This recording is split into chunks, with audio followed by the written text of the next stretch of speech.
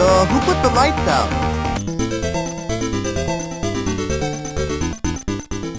Hey guys, and welcome back to Pixel Cherry Ninja's channel. Great news. So this is a core many guys have asked for. It's been out for the MiSTer for some time, but it has been improved for the MiSTer. But it is now out for the Analogue Pocket and other supported FPGA platforms such as the City. Now, for me, I'm interested in the MiSTer and the Analogue Pocket, so we're going to have a look at footage from both. Right now, you're having a look at the Analogue Pocket footage, and guys, honestly, it just plays. It looks great. It feels exactly like the arcade. So the backstory goes, Furrtek worked on this core. He worked on some Konami chips that he researched, and he brought out the Teenage Mutant Ninja Turtles core for the MiSTer. Now with the MiSTer, there were some issues, in particular with the sound. The sound, like leveling, was not correct. The balancing wasn't correct. The background music was a little low. I still enjoyed it. I still played it. I still completed it. In fact, I loved it. But Jotego, another core developer, asked Furrtek for permission to see if he could make his own core, if he could work on the core himself. Furrtek granted him that permission, and that's why we are seeing this on the Analogue Pocket now. And just to point out, this is only available as a beta file for now, so you would need to be a Jotego Patreon member if you want to get access to this now. If you're not in a hurry, then you can wait. It will become a public release eventually. All Jotego cores do. But guys, this just plays so well. Like, I am reliving my childhood. Like, playing this again just reminds me of getting into that arcade, going into this place called Pool Caf on Hornsey Road, putting in my 20p and playing this game. Honestly, this is nothing short of sensational. Now, one thing I always had with the Turtles game, when I played it of recent, especially on emulation, I always had issues with the hit detection. I always thought the hit detection was always better on games like Streets of Rage. But then I thought about the Teenage Mutant Ninja Turtles cartoons, and I realized that the hitting in the cartoons was really goofy. I remember the turtles running in there with their scythes, their swords, their nunchucks, and their staffs, and they would use the staff to trip up the bad guys when they could have just slashed them with the swords. I never realized why they did that as a child, but then I realized, okay, graphical violence for children preventing us from harm, yada.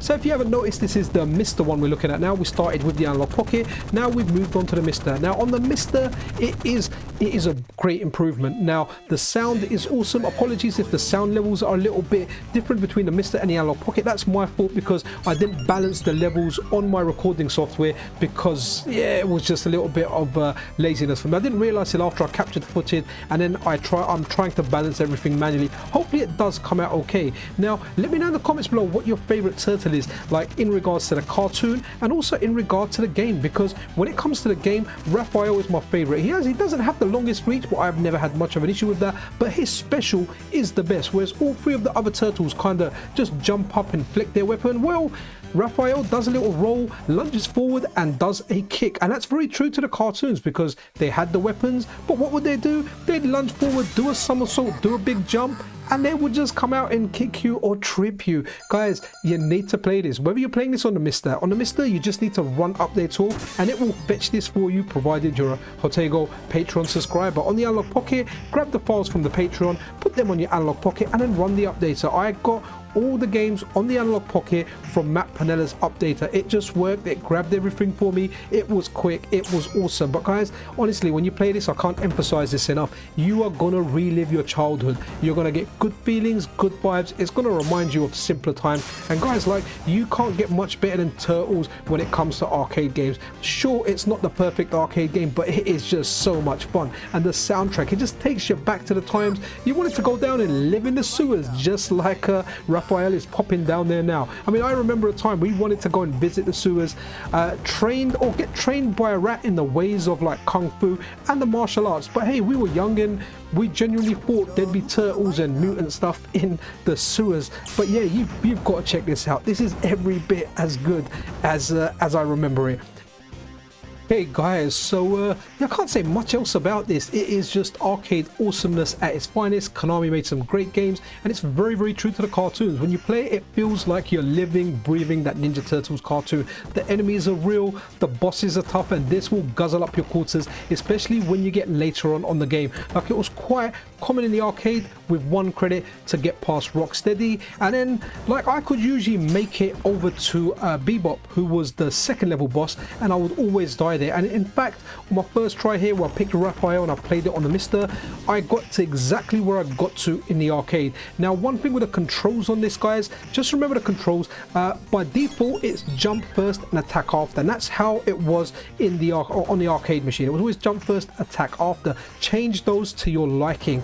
I generally like the attack button first and the jump after. And another thing to bear in mind, if you run the normal ROM, it's going to be the 4-player ROM, and the 4-player ROM, if you're one player, it will only let you play as Leonardo. So just to make things easier on yourself, like me, where I'm playing only with myself now, there's no one else around. This is a game that comes alive as a multiplayer game, but if you're playing it by yourself, look at the alternative ROMs. There's some 2-player ROMs in there, which then lets you pick your character.